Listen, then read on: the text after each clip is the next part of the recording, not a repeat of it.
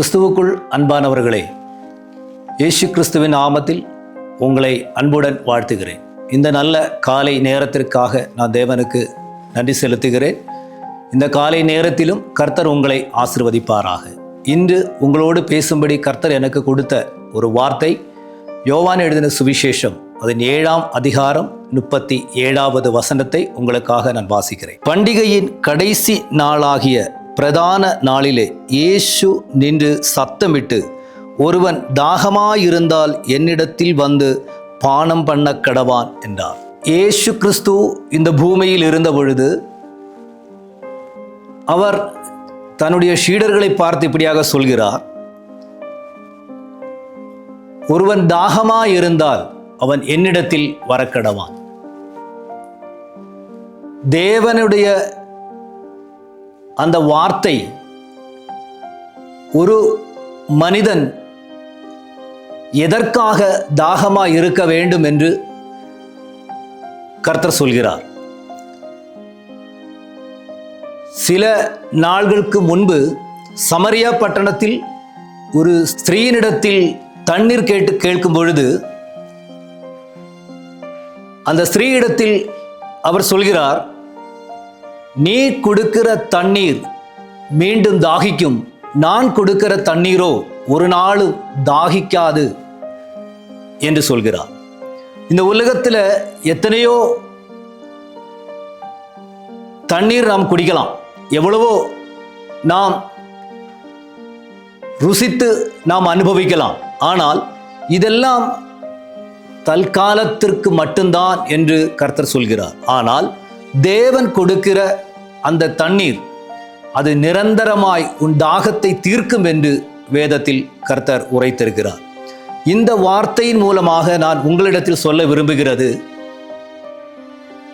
இந்த உலகத்தில் எவ்வளவு நன்மைகள் நாம் அடைந்தாலும், எவ்வளவு மகிழ்ச்சியை நாம் பெற்றிருந்தாலும், கர்த்தர் சொல்கிறார், இது நிரந்தரமான சந்தோஷம் அல்ல, இது நிரந்தரமான நிம்மதியையும் உனக்கு தராது.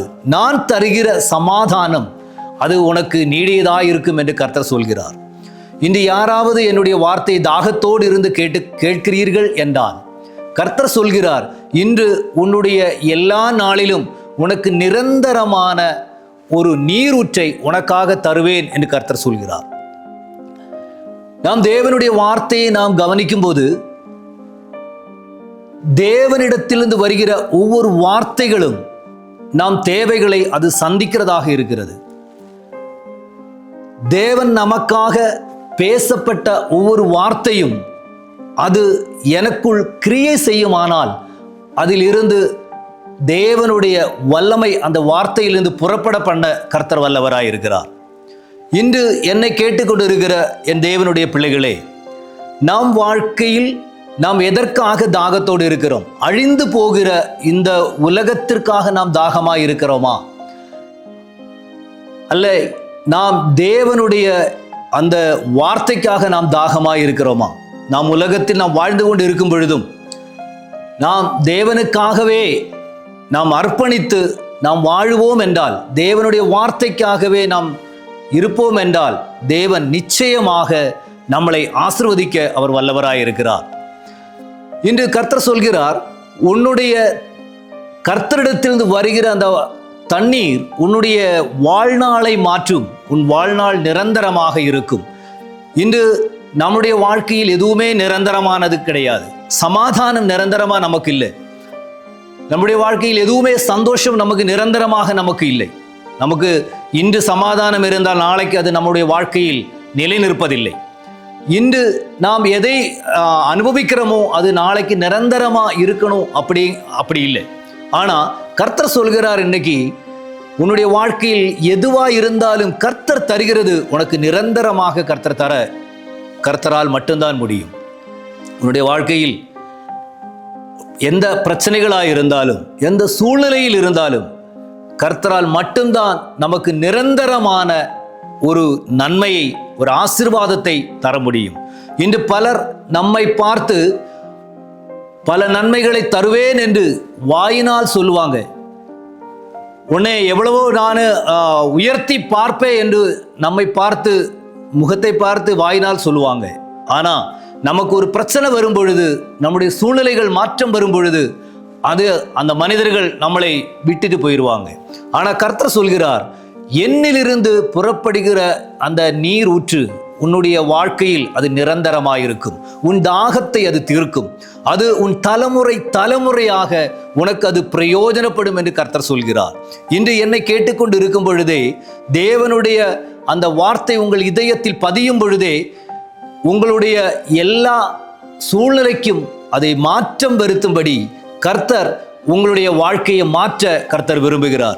உன்னுடைய தாற்காலிகமான, உன்னுடைய இடைக்காலமாய் அனுபவித்துக் கொண்டிருக்கிற எந்த சூழ்நிலையாய் இருந்தாலும் கர்த்தர் அதை மாற்றி ஒரு நிரந்தரமான ஒரு சூழ்நிலையை கர்த்தர் உருவாக்கும்படி கர்த்தர் ஆயத்தமாய் இருக்கிறார். கர்த்தர் விரும்புகிறார். தேவனுடைய வார்த்தையில் நாம் நிலைத்திருந்து நாம் அந்த வற்றாத நீரூற்றை நாம் பெற்று நம்முடைய வாழ்க்கையை நாம் மகிழ்ச்சியாக்க, இந்த அழிந்து போகிற உலகத்தில் இருக்கிற அன்பை விட, அழிந்து போகிற அந்த உலகத்தின் பாசத்தை விட, தேவனிடத்திலிருந்து வருகிற அந்த அன்பையும் அந்த ஆறுதலையும் நாம் எடுத்து அதற்காய் நாம் பயன்படுவோம் என்றால் நாம் இந்த உலகத்தில் பாக்கியவான்களாயிருப்போம். கர்த்தர் நம்மை ஜனாதிகள் மத்தியில் நம்மளை உயர்த்த அவர் வல்லவராயிருக்கிறார். கர்த்தர் இந்த வார்த்தையின்படி உங்களை ஆசீர்வதிப்பாராக. God bless you.